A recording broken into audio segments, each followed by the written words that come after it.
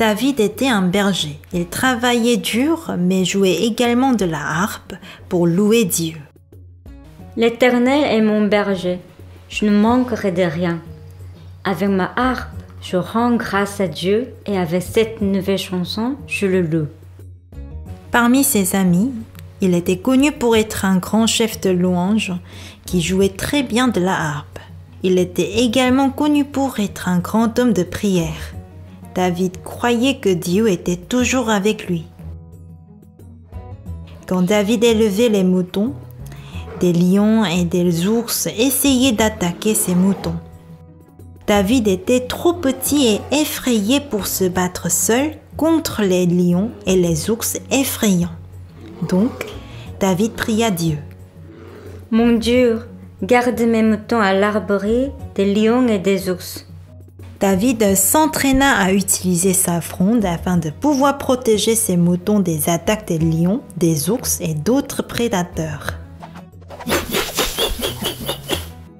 Quand David prit une pierre et la lança avec sa fronde, l'animal libéra le mouton de sa mâchoire et s'éloigna en pleurant. Un jour, l'Israël entra en guerre avec Philistins.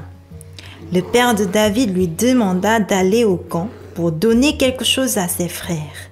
Quand il arriva, il vit comment Goliath se moquait du peuple de Dieu. Ah, n'y a-t-il personne pour me combattre? Quel lâche!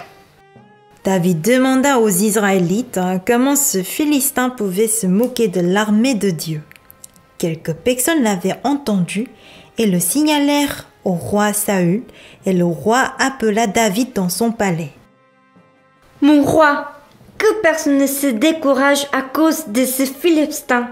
Moi, ton serviteur, irai se battre contre lui.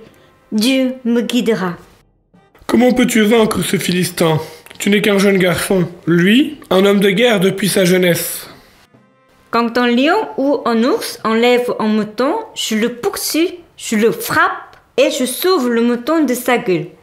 Comment Dieu peut-il laisser ce Philistin se moquer de son peuple? David croyait que Dieu l'aiderait à vaincre Goliath et les Philistins qui se moquaient de Dieu.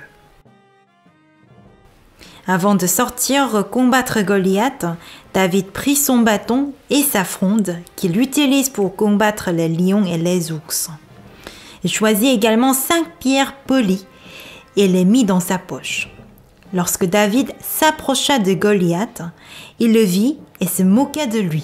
« Ha ha ha ha ha! Suis-je un chien pour que tu viennes contre moi avec des bâtons?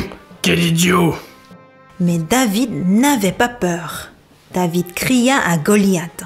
« Tu marches contre moi avec l'épée, la lance et le javelot.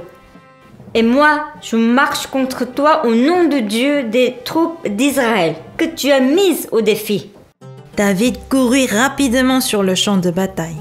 Il mit la main dans son sac, il prit une pierre, la lança et frappa Goliath au front. La pierre pénétra dans son front, puis Goliath tomba au sol. David n'avait pas d'épée, donc il tira l'épée de Goliath de son fourreau et de lui coupa la tête. Voyant que leur héros était mort, les Philistins prirent la fuite. Les Israélites ont triomphé ce jour-là. Tout comme il avait affronté le lion ou l'ours en ayant foi en Dieu, David a triomphé avec la puissance de Dieu car il avait la foi. Au début, David n'a vaincu que des lions et des ours, mais plus tard, il réussit à vaincre un géant qui menaçait les Israélites comme Goliath. Donc, David a pu sauver les Israélites et les conduire à une grande victoire.